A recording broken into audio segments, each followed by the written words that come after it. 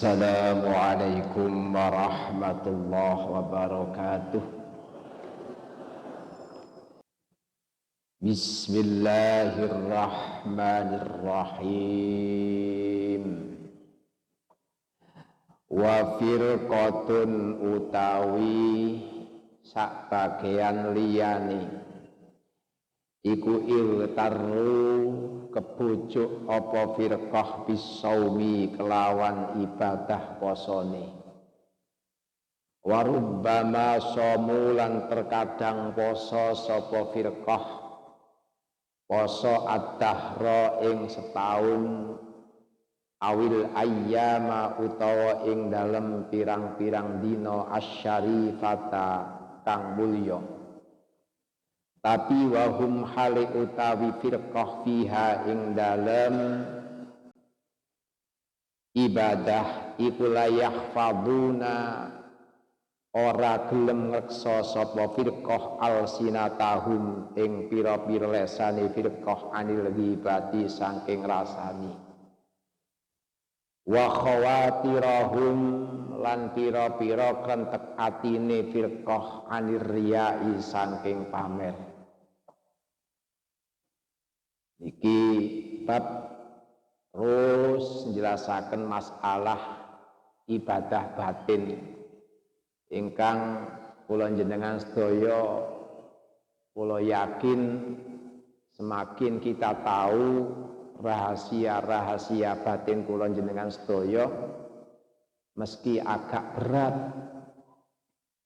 tapi setidaknya kula jenengan sedaya mikiraken perasaane kiyambek-kiyambek dan nanti akan tahu bahwa ibadah lahir yang sering kita lakukan niku nek mboten dipun barengi kalian ibadah batin ternyata nggih sia-sia ngoten.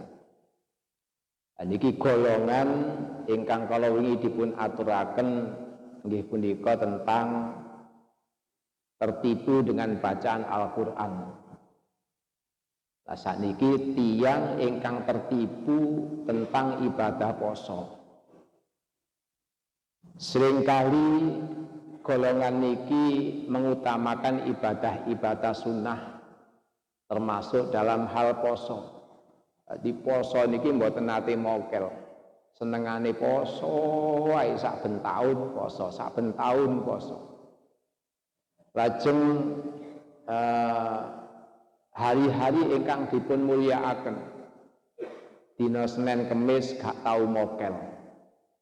Rejeb 10 suro dan sebagainya niki kabeh dipun lampahi di samping ibadah bulan Ramadan. Tapi sementara wahum fiha la yahfadun piyambake mboten saged ngreksa lesane, mboten purun ngreksa lesane saking ngrasani. Padahal yang namanya ngrasani niki termasuk bagian saking dosa gede ingkang fardhu ain yang harus diutamakan untuk dijauhi. Jadi ibadah lahir digalakkan, yang ibadah lahir niki adalah hukumnya sunnah. Cuman ibadah batin yang sifatnya wajib niku seolah ditiadakan. Mboten saged ngreksa manahe saking pamer. Wa tawatunahum anil haram anil iftar, mboten namung niku nek kapan buka, nek kapan mangan wis ngawur pun. Apa wae mlebu tengene wetenge. Bah nyambut gawe haram, bah nyambut gawe syubhat. Wis pokoke sing penting ana panganan ya dibathuk ngoten. Iki mboten purun ngreksa wetenge nek kapan mangan, nek kapan buka saking hal-hal ingkang dipun haramaken. Atau mungkin tidak ambil pusing, mboten peduli apakah pekerjaannya halal utawa haram. Wa alsinatahum anil hadayan bi anwa'il fudul tulan nahar wa huwa ma'a dzalika yadunu bi nafsil khair. Mboten purun ngreksa lesane ngumbar kata-kata sing mboten enten manfaate. Jadi sehari-harinya niku senengane ngobrol, ngalor ngidul mboten enten manfaate. Lho, sing kaya ngeten niku dheke sampun ngira nek kapan awake niki wong apik merga poso tok. Jadi nek bengi sembayang bengi, nek awan poso niku mangsane wis apik, sementara sifat batinnya piyambake mboten purun ngreksa saking hal-hal ingkang merusak dhateng kanjarane ibadah. Dan iki wong sing tertib. Malah salah setunggalipun ulama niku dawuh ngeten. Lau kuntu mughtaban ahadan tabtu ala walidayya li'annahuma ahaqqu bihasanati. Seandainya saya termasuk orang yang suka ngrasani, mesti sing bakal tak rasani dhisik kedua orang tua saya, karena dia lebih berhak untuk mendapatkan kebaikan saya. Mergo wong rasani niki engko ganjarane ibadahe bakal dikekno nang ngene wong sing dirasani. Lah sakniki sampeyan nggih, kita niki sembayang bengi berapa tahun, poso berapa tahun, sementara kita merasani wong liya terus setiap hari. Lho niki lak padha kali nyambut gawe untuk orang lain, upah kita diberikan kepada orang lain. Mboten berarti niki terus maring ngoten ngendani wong ibadah mboten. Cuman kula jenengan sedaya yang dititik beratkan adalah ibadah bangsa batin niki. Ngreksa hal-hal ingkang buruk ingkang kita raosaken. Engko ndang saling melemahkan. Lho, alah percuma kon poso, mboten ngoten. Sasarannya bukan ke situ. Jadi sasarannya lebih kepada diri sendiri, bahwa kita ibadah selama ini nek kapan sing biasane sae monggo dipun terusaken. Nah, perasaan batinnya lebih ditingkatkan lagi untuk dibersihkan dari segala yang merusak. Lajeng wa firqatun igtarru bil hajj, wonten malih sekelompok tiyang sing kebujuk kelawan ibadah haji. Fa yakhrujuna ila hajj min ghairi khurujin anil madhalim. Wong ibadah haji niki luar biasa. Setahun pisan rekoso pek sangune kathah pisan. Cuman keinginan tiang untuk haji luar biasa. Saman tingali saiki batin lise pun pinten. Berapa puluh tahun lagi nek kapan tiang sakniki antri kali haji saking akeh wong sing kepingin. Tapi monggo dipun tingali, mereka berangkat haji, tapi di satu sisi piyambake nggak ada banyak kesalahan datang tiang sanes tidak diselesaikan terlebih dahulu. Baik itu di tempat pekerjaannya, tetangganya, saudaranya. Wa qada'id duyun, tidak terlebih dahulu membayar hutang-hutangnya, malah budal utang di sana. Harusnya tiang budal haji niku nggih niku nyawuri utangnya dhisik. Soalnya perjalanannya jauh, murni uangnya niki memang benar-benar dia tidak ada hubungan sangkut paut hutang dengan orang lain. Jenengan tingali berangkat mawon. Berangkat mawon pun dipamitaken dateng tanggane, dateng dulure kaya-kaya diberangkataken dateng jenazah dateng kuburan. Jadi diselesaikan dulu hutang-hutangnya. Wastidha'il walidaini, jaluk ridhone kedua orang tua diutamakan dulu. Diridani napa mboten? Karena mboten diridani percuma lho budal. Atau malah menyia-nyiakan kedua orang tuanya sementara membutuhkan biaya perawatan piyambake kepengin haji tapi digandoli kali tiyang sepahe apa ndane. Niki mboten saged. Wa talabizatul halal, dhek mengabaikan golek sangu sing halal. Wis pokoke sing penting aku budal. Bahkan cenderung mendalimi orang lain dengan uang yang dia miliki. Zamane kaya ngeten iki pun. Kalau kita ningali wonten cerita tiang hanya satu-satunya yang merawat orang tuanya, tidak ada yang lain. Satu hari piyambake kepingin budal haji. Pamit datang ibu nih, Bu, kula kepingin budal haji, Bu. Kok dhisik, ibu ijek foto pean, nok kene ae. Pun Bu, tiang-tiang pun budal sedaya, kula kepengin pun ta, Bu. Wis ta, aku lho nek kapan sampean tinggal, aku lho sapa sing golekno kayu. Aku sapa sing sing rambut.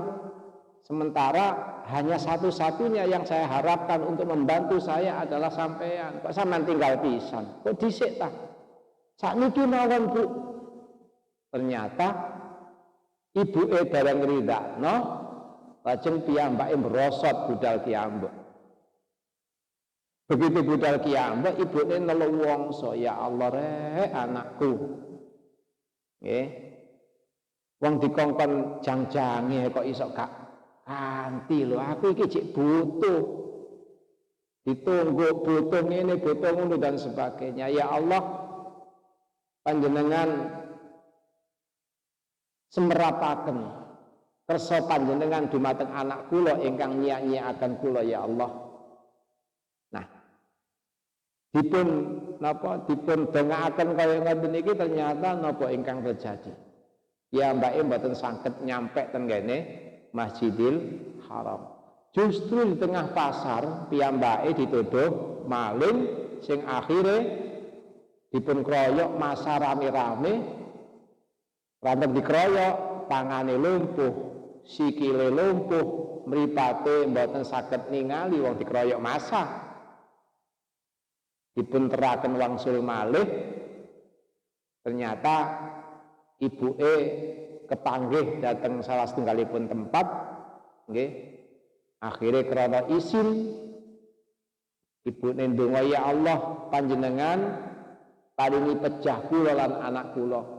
Kula sampun ridho dateng anak kula. Saderenge masyarakat semerap keadaan kula kali anak kula. Akhirnya kedua orang niki pecah sebelum masyarakat tahu apa sebabnya. Nah, niki adalah satu cerita, satu kisah ingkang nabok kula-kula njenengan sedaya. Bahwa ada hal-hal yang kadangkala kita niki mengabaikan hal-hal yang penting. Kepingin sapa sih tak kepingin haji, umroh dan sebagainya, tapi jalannya harus benar. Luwih-luwih kadang-kadang piyambak ini ngelampai ibadah haji sunnah, yaitu kedua kalinya, ketiga kalinya, keempat kalinya, ini kira sunnah. Ngono ibadah haji, bahkan mungkin setiap tahun, setiap periode, tapi terkadang di tengah jalan menyia-nyiakan kewajiban sholat. Bahkan sembahyangnya gak ngerti apa sih kosor iku, apa sih jamak niku mboten ngerti. Pada saat nanggene kapal terbang pesawat, piyambake diam. Apa yang harus dilakukan ketika melewati masa-masa waktu wajib? Ngoten. Harusnya belajar dulu bagaimana musafir, bagaimana orang di jalanan dan sebagainya. Sehingga piyambake teko teng Masjidil Haram niki dalam keadaan biqalbin mulawwithin bidzamimil akhlak, dengan hati yang sangat kotor akhlaknya. Nggih. Lam yuqaddim tathhirahu ala huduri, piyambake tidak ada niatan untuk mensucikannya. Bahkan sering berselisih paham, mbuh ambek bojone, mbuh ambek rombongane. Nah, niki karena apa? Karena oleh berangkat niki mboten suci krana pancen kepingin bersihno atine. Iku mang lho timbul keinginan sing kuat. Keinginane mboten krana cinta Allah, mboten krana cinta Rasul, tapi keinginan yang lain. Mbah kepingin duwe titel ha, mbah ya apa ngoten. Wa firqatun jawaru bi Makkah wal Madinah. Wonten malih sekelompok orang yang memang piyambake tinggal di Mekah dan Madinah. Mbuh krana belajar utawa krana pancen seneng. Wonten sing mondok, wonten sing sekolah. Dan iku nggih wonten sing tertipu. Wa yatarru bidzalik wa lam yuraqibu qulubahum wa lam yutahhiru dhahirahum wa batinahum fa qulubuhum mu'allaqatun bi biladihim multafitatun ila qauli man ya'rifu anna fulanan ila akhirih. Nggih, alumni Timur Tengah, alumni Mekah, alumni Madinah, pokoknya Timur Tengah lah. Semakin dia mendengar orang yang menyebutkan dia alumni ini, alumni itu, pokoknya nang Timur Tengah, semakin bangga dia. Pakaiannya disesuaikan dengan kondisi Mekah. Dia suka bercerita, saya di Mekah sekian tahun, saya di Madinah sekian tahun. Semakin orang kata sing ngelem tenggene awake bahwa dia adalah orang hebat, tidak sembarangan, maka dia semakin bangga, semakin gede rumangsane. Padahal di balik itu semua, lamun piyambake wong sing kecukupan, piyambake tersembunyi dalam hatinya ambisi yang luar biasa. Lamun dheweke mboten gadah sangu, nggih, pas-pasan. Pemane kadang-kadang beasiswa dan sebagainya. Karena pas-pasan rasa tomaknya niki mboten saged ngrasa, mboten saged njaga. Jadi dia mencari atau tomak mengharapkan pemberian orang, mbuh niku perorangan atau kelompok atau bahkan mungkin tomak terhadap pemberian pemerintah. Dan niki rusak nih hati niki. Jadi mengutamakan ibadah lahir. Satu contoh ngeten sing saya. Wonten kitab nopo ingin Abu Bakar Muhammad bin Abdul Baqi Al-Baghdadi. Niki manggen wonten Mekah, ngaji wonten Mekah, dan memang benar-benar beliau kepingin ngalap barokah wonten ing dalam Mekah. Nah, satu hari piyambake kehabisan sangu, entek sangune. Begitu entek sangune, iki kula nemu kitab, lajeng kula medal. Niki ikhtiar, pados penggawean, pados ikhtiar, jenenge ikhtiar. Lajeng kepanggih utawa menemukan satu bungkusan. Ternyata bungkusan niki dibuka, ternyata mutiara. Kirangan mutiara niku pinten jumlahe dibeta wangsul.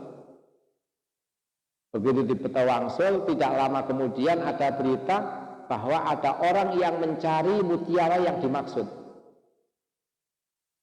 Dan piyambake akan memberikan uang 500 dinar bagi siapapun yang bisa menyerahkan atau menemukan mutiara niku. 500 dinar niku nek kapan 1 dinar zaman biyen niku sekitar 2 juta sekian. Jadi kurang lebih imbalannya niku 1 M. Nek 500 kali 2000 niku. 1 M imbalane sing nemokno mutiara atau permata niku. Bergegas piyambake kepingin nemoni wong sing kelangan wau. Pak, kira-kira sampean kelangan antara pundi kali pundi? Oh, kula perjalanan mriki kali mriki. Warnane bungkuse napa? Warnane ngeten, ten jerone wonten mutiara sing jenise ngeten-ngeten, ternyata pas cocok. Niki napa, Pak? Oh, nggih niku. Ya Allah, nggih matur suwun, niki janji kula. Begitu dicoba, pun Pak, saya tidak mengharapkan ini, simpan saja untuk sangu jenengan. Padahal di satu sisi piyambake sangat membutuhkan. Di satu sisi dia sangat membutuhkan. tapi dia sadar bahwa itu adalah sebuah godaan, untuk menghilangkan ketomakannya. Gambar yang namanya barang, terus mari ngoten upamane barang larang, terus ono sing dalam hati, ini ku nek kapan balik nolak mesti dalam hati jaluk tebusan. Ini lak tomak dong nggih.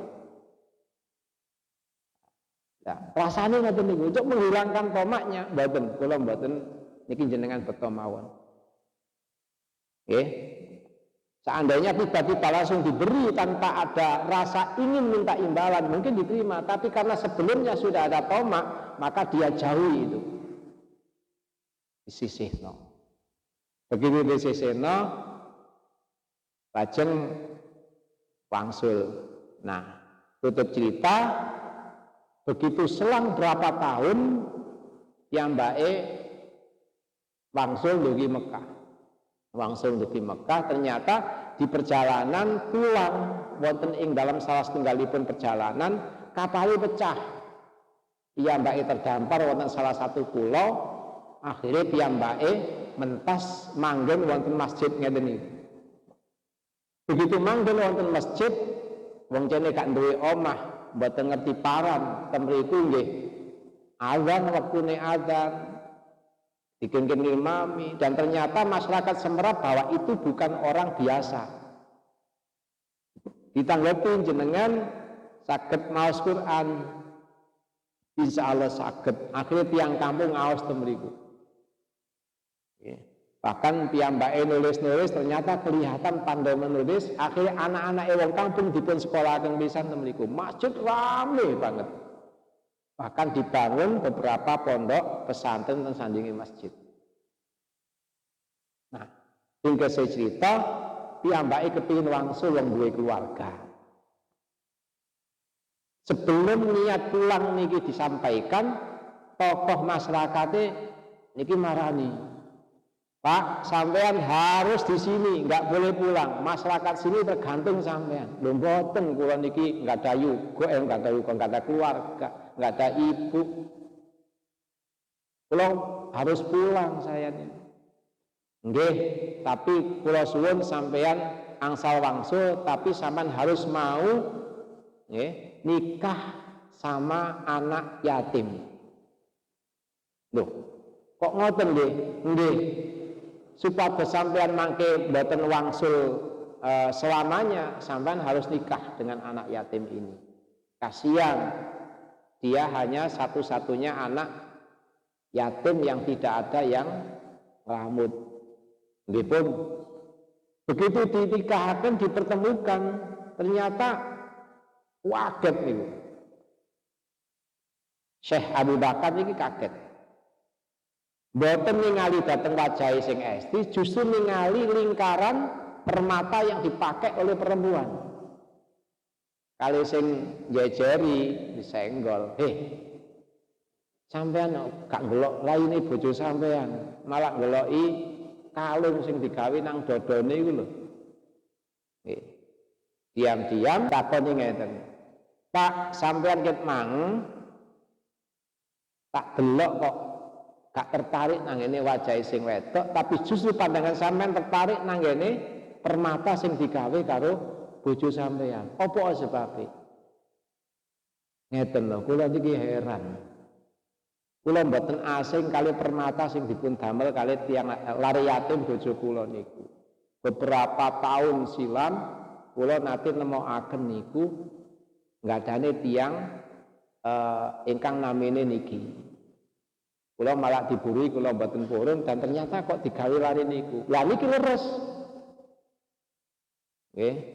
Sing ngrambut arek yatim niki takbir bulan. Allahu Akbar, subhanallah. Allah Maha Besar.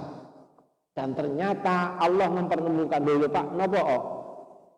Kula niki sing ngrambut lari yatim. Kula niki dulure bapake lari yatim niki. Sak derenge pejah. Bapak ilare yatim niki nate cerita nek kapan sia nate kelangan tenggene Masjidil Haram bungkusan permata dan ditemukan oleh seorang pemuda, kemudian diburu mboten purun. Piyambake ndonga, ya Allah, Saya minta, saya mohon, jika usia saya panjang, pertemukan saya kelak dengan dia. Dan jika usia saya tidak panjang, maka pertemukan dia dengan anak saya. Akhirnya saat ini terbukti bahwa itu adalah anaknya sing wong sugih wau, dipun kawin, dua anak kalih, lajeng suwe dina pecah, sampai bojone pisan pecah, piyambake sendiri lagi. Dan ternyata harta bendanya diwarisi semuanya, jumlahnya sekitar 100.000 dinar, berlipat ganda. Dunia yang tidak ditomai, dunia yang tidak diharapkan hadir tanpa diundang. Bila saking menikah, ibadah batin ini penting sangat. Ibadah batin ini penting sangat. Apalah artinya kita hanya mengandalkan ibadah lahir, tapi batin kita masih sangat keruh sekali. Mpun ngarani ngaji niki abot, tapi harus kita ketahui. Nikulah ingkang saged kula aturaken, mugi-mugi wonten manfaate. Assalamualaikum warahmatullahi wabarakatuh.